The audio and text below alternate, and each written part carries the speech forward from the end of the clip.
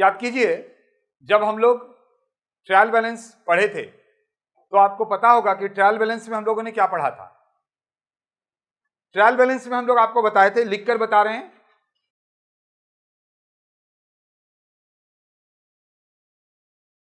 Debit side, credit side. Generally debit side में assets आते हैं और एक्सपेंस आते हैं, इधर में लायबिलिटीज आता है और इनकम या गेन आता है। जनरली दोनों तरफ ट्रायल बैलेंस टैली कर जाता है। स्टार्टिंग में हम आपको बताए थे कि देखिए, अगर हम इस रूल से बनाएंगे तो आप नहीं बना पाएंगे। एसेट्स किसको बोलते हैं, एक्सपेंस किसको बोलते हैं, लायबिलिटी, इनकम। रट लेना बहुत आसान है, लेकिन रिकॉग्नाइज करना बहुत ही मुश्किल है। बहुत ही मुश्किल है मतलब इम्पॉसिबल कुछ भी नहीं है स्टार्टिंग में। लेकिन जैसे ही आप बहुत सारे चैप्टर पढ़ लिए, जैसे जैसे आगे बढ़ें, क्योंकि ये सब स्टार्टिंग में पढ़ाया जाता है, जर्नल, ट्रायल बैलेंस, उस समय आपको बहुत सारा आइडिया नहीं होता है। जैसे ही आप फाइनल अकाउंट में गए तो एसेट्स, लायबिलिटी रिकॉग्नाइज करना सीख गए, इनकम पीएल के क्रेडिट में या फिर ट्रेडिंग के क्रेडिट में, और फिर डेबिट में एक्सपेंस है, ये आप सीख गए तो कहीं से कोई प्रॉब्लम अब नहीं आएगा। लेकिन ये क्या शुरुआत में पॉसिबल था? नहीं था। जब हम ट्रायल बैलेंस आपको बताए थे तब आपने बोला था कि सर ट्रायल बैलेंस तो आपने बता दिया, बिजनेसमैन का भी बता दिया, हाउस होल्ड का भी बता दिया, और साथ ही साथ हम लोग क्लब सोसाइटी का भी बता दिए थे। लेकिन उसी में से कुछ लोग पूछे थे कि सर ट्रायल बैलेंस में एडजस्टमेंट रहता है, उसको कैसे बनाएंगे? तो मैंने क्या बोला था, बस आगे बढ़ते हैं, जरूर बताएंगे। देखिए वक्त आ गया और अभी हम आपको बता रहे हैं। चलिए स्टार्ट करते हैं। 3 सवाल बताएंगे, 3-4 सवाल, आप पूरा बढ़िया से समझ जाइएगा। Okay, you have been given the following figure so that a trial balance can be prepared. आप ट्रायल बैलेंस बना सकते हैं। देखिए क्या क्या दिया हुआ है।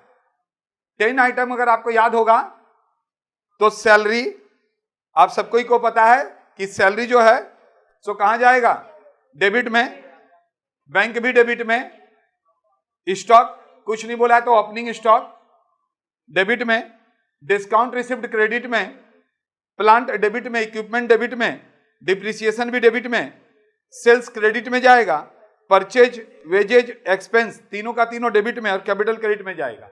अगर इतना ही होता तो इतना छोटा सा सवाल हम आपके लिए नहीं बनाते, क्योंकि इससे बड़ा बड़ा सवाल बना चुके हैं। बट नीचे देखिए क्या बोल रहा है, the following information was ascertain when you had check the figure. जब आप फिगर को चेक करने लगे तो देखिए आपको क्या क्या मिला। पहला मिला है कि creditor 4978 and debtor 8219 have been omitted, छूट गया है। अरे छूट गया तो क्या हुआ, डेबिट में डेटर आता है, क्रेडिट में क्रेडिटर आता है, तो हम फिर से डेटर और क्रेडिटर में जो अमाउंट है सो लिख देंगे। द बैंक बैलेंस, खाली बैंक दिया हुआ है, ओनली बैंक रहने से ट्रायल बैलेंस के डेबिट में आता है। बैंक लोन या बैंक ओवरड्राफ्ट होने से क्रेडिट साइड में लिखते हैं। तो यहां बोल रहा है बैंक बैलेंस बैंक ओवरड्राफ्ट है, तो ठीक है, बाद में पता चला भाई कि बैंक ओवरड्राफ्ट है, तो हम उसका अमाउंट डेबिट में नहीं लिख के कहां लिखेंगे, क्रेडिट में लिखेंगे।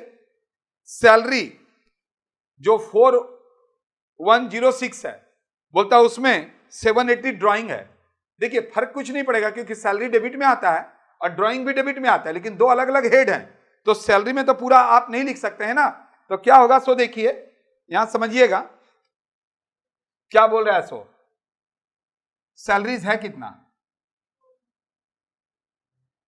4106। इसमें बोल रहा है ड्राइंग मिला हुआ है, इसको माइनस कर दो। कितना माइनस कर देंगे, 780। माइनस करके बताइए कितना आ रहा है, जल्दी बताइए।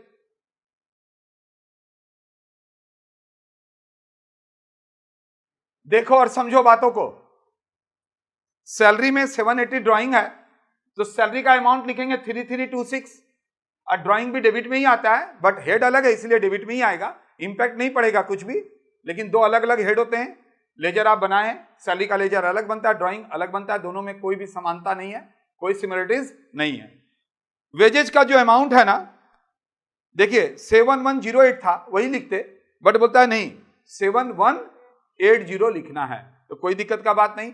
अब आपको समझ में आ गया कि एडजस्टमेंट वाला कैसे होते हैं। एडजस्टमेंट वाला जब होगा तो यहां से यहां तक जो दिया हुआ है उसको पहले लिख लेना, जो दिया हुआ है वैसे पहले लिख लो, इसके बाद यहां से पढ़ते जाएंगे और ठीक करते जाएंगे। चलिए स्टार्ट कीजिए।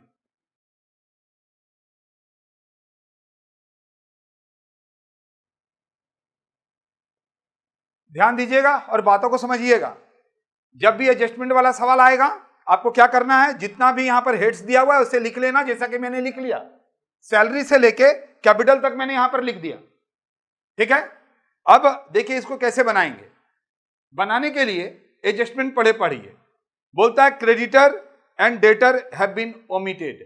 तो देखिए हम यहां पर चेंज कर रहे हैं इंक ताकि आपको और अच्छा से समझ में आए।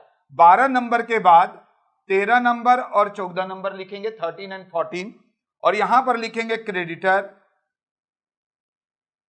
और यहां लिखेंगे डेटर्स और इसका अमाउंट लिख दीजिए।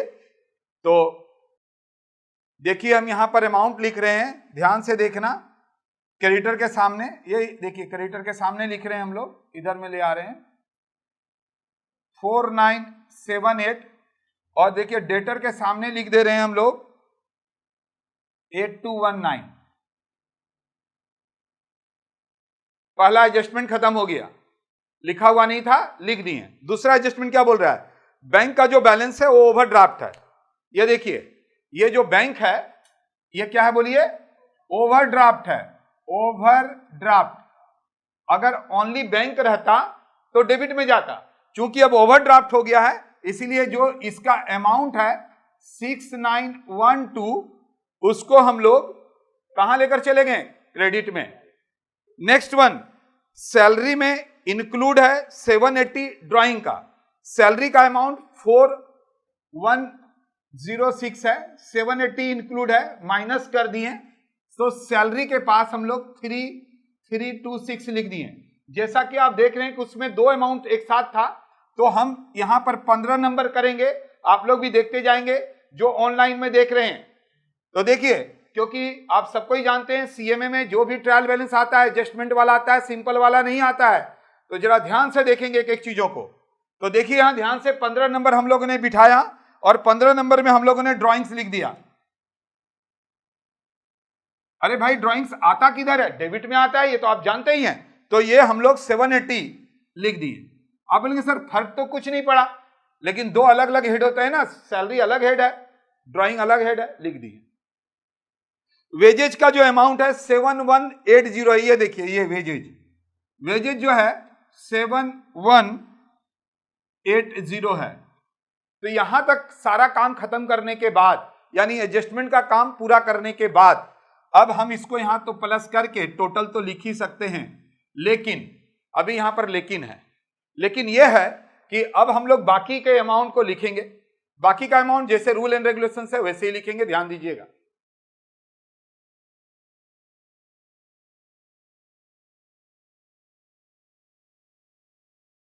ध्यान दीजिएगा, देखने वाला बात यह है कि सबसे पहले इस तरह के सवाल में जितने भी हेड्स देते हैं उसको लिख देते हैं। इसके बाद हम लोग यहां पर जो छूट गया है या किसी में कुछ इंक्लूड है उसको लिखते हैं, उसके अमाउंट को लिखते हैं, फिर बाकी का अमाउंट को तो हम लोग रूल जानते ही हैं। अगर किसी में भी एडजस्टमेंट करना हो तो उसको यहां जरूर लिख लीजिएगा। जैसे देखिए सैलरी के साथ इंक्लूड था, अभी देखेंगे डेटर क्रेडिटर ये सब परचेज सेल्स के साथ अगर इंक्लूड रहेगा कुछ भी, तो हम लोग इस तरह से पहले यहां बना लेंगे, वही अमाउंट यहां पर उठाएंगे। तो अब हम लोग इसको प्लस माइनस करेंगे, यानी टोटल जोड़ देंगे, और जोड़ने के बाद देखेंगे कितना आ रहा है। ध्यान से देखिए और बताइए कितना आ रहा है। 84406।